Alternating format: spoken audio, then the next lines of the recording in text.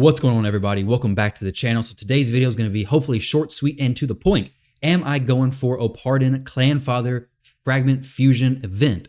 No, not on the free-to-play account. On my main account, where it's going to be pretty easy to go through all these tournaments, not going to be too difficult. Yes, I'll be going for him there. I don't plan on necessarily using him, but it's essentially free champion if you're in this position to get it. It's a champion who maybe I use in the future, and I don't really mind just leaving him in the vault. However, on the free-to-play account, I'm absolutely not going to be able to go for him. And the reason for that being a few different options, a few different reasonings behind it. First off, I can't really compete in these tournaments. I currently farm pretty low in Dragon. I don't even farm Dragon. My focus is in the campaign and leveling up champions to get more 6 stars, but I can do stage 11 of Dragon. I could get 4 to 5 star pieces of gear, but this energy would be better spent in campaign, helping me build up my Minotaur farmers so I can do this more regularly on stage 15, so I can start working towards Dragon stage 15, I believe is where the potions stop dropping and you just get gear only. And then eventually Dragon stage 20 will be my goal. But right now, I do so low of stages on dungeons. On Fire Knight, super low. You need a more specific team. Ice Golem, very low as well.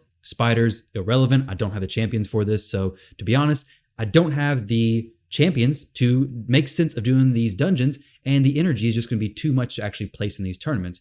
Down here at the bottom of this event, if you don't know how to access this, just go in game, go to news, hit a Pardon Clanfather Fragment event, hit details, and it'll bring you up the page and the image of this, which is very nice. I think Plarium did an awesome job of laying this out. And I do like that while I'm not going for the fusion necessarily, I do like that I can look at this and be like, okay, we have a champion training event, an artifact enhancement event, and a dungeon diver event over the next few days. Well, the dungeon diver event starts the 19th, so Wednesday. So what I'm going to do is I'm going to use my daily energy, all that kind of good stuff. I'm going to be leveling up my champions for the champion training event that's going on right now. But these energy rewards to claim, whether it's in the champion training event, the artifact enhancement event, or some of the tournament groups, if I decide to, hey, let's put up a few points in Dragon just to get some of the side rewards. Maybe my Dragon bracket is pretty easy to do.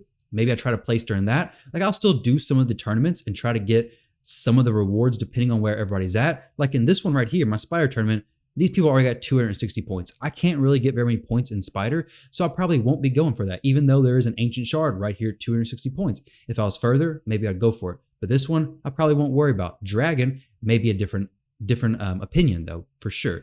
But since I see all that's happening, I'm going to save the energy from the champion training event. I'm going to save the energy from the artifact enhancement event, and then any other events that I get. And then on Wednesday, I'll go ahead and claim those energy rewards, because those energy rewards do go to your energy stockpile up here. So as soon as I claim it, I'm going to want to use it, utilize it to the best of my ability. And then I'll go do more dungeons, more campaign battles to go ahead and get those dungeon diver points, plus champion training points, plus artifact enhancement points once I go ahead and upgrade my gear from the silver that I'm getting. So I will be using this to kind of lay out when I want to spend my energy and go hard in certain events. We'll go harder than I would, okay? Claim certain energy rewards, so on and so forth. Maybe in 3v3, maybe I want to claim the 300 energy there. So we have the Bazaar here. Maybe I want to do that. Probably not. Probably going to stay for Drexstar fragments. Not 100% sure yet, but maybe even in the clan shop, okay? Maybe you have enough stuff from CVC. You want to go ahead and claim this energy down there. Definitely not a bad idea either. Claim that energy, and you'll know when to better spend it and better invest it. Same thing down here. We have a few dungeons overlapping down in this area. We have a champion training tournament lining up with some dungeon divers here as well. So this is very nice, being able to see the events, to plan out your strategies and plan out the best course of action. If you're not going for the fusion, to at least get the most out of your resources when you're spending them, and so on and so forth. It also lets me know, hey, no need to upgrade artifacts between these few days because nothing's happening. So just wait until the artifact enhancement event right here on the 25th. I definitely have plenty of upgrades I need to make inside the free-to-play account. Another big thing is this guy is in Barbarian's faction.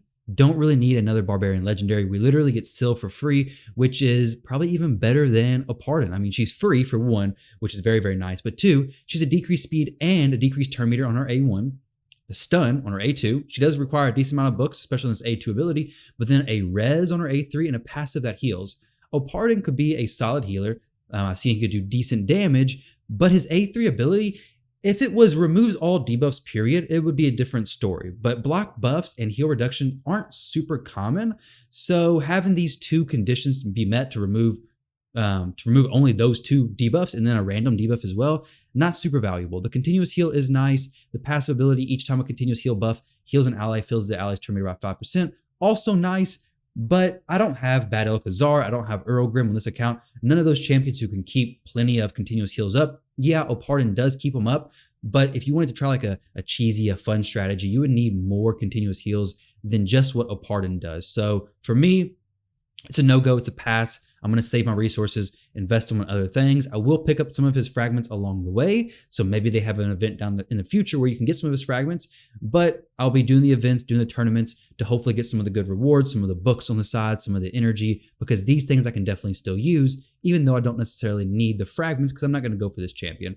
Like I said, on my main account though, I will be going for him. If you're in a position where you can go for him and not overreach yourself, perfectly fine. I do have the energy where if I really wanted to go for him, I definitely could, but it just would be inefficient. Put my account in a bad spot. And honestly, I would save these energy, which are what you get from the daily. Every other day, I think you get an energy refill from the limited special offers, wherever this is at. Today's was like the runes and the charms and the silver. Some days you get the energy. I just save that. Eventually I'll be ready. Hey, go for this fusion. And then I'll be ready to go ahead and drop a bunch of energy potions into that fusion. But for now, I'm just saving them in there. Energy potions that I can save in here are perfect. Okay. Whenever I'm ready to go hard in an event, I'll have plenty of options to do so with. So that is my course of action, my plan, my strategy for the Opardin Clanfather fusion.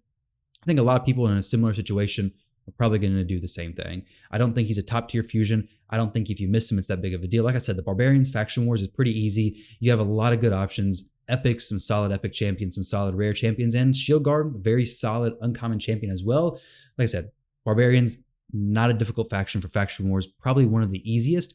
Not the quickest, but it's one of the easiest. A lot of support champions, a lot of very solid champions overall. I don't think Opardin brings a lot. Now, if this was like a Skinwalker champion, which is what he looks like, this may be a different story because Skinwalkers is a difficult faction. Knowing that, I may actually go for this champion because it'd make Faction Wars a lot easier. But with the current state, the current verdict on this champion is I will be skipping it on my free-to-play account, still going for the events, still planning everything out wisely. But as far as pushing for his fragments, it's a no-go. Now, if somehow I pull like 3 legendaries from the Void Shard and completely finish the champion chase event on the Friday, which should be 2x Void Shards, which is why I'll be pulling these, then maybe I go for him. But considering that's probably more likely than me winning the lottery, I'm going to stick with what I'm making in this video and not going to be going for this fusion. Hope you guys enjoyed this video. Don't forget to leave a like down below. Let me know what you're doing. Are you going to go for him or not? I did a YouTube poll earlier, and I think 60% of the people, 70% of the people said they're not going for him. So thank you all for watching. Hope you enjoyed it, and I'll catch you all in the next one.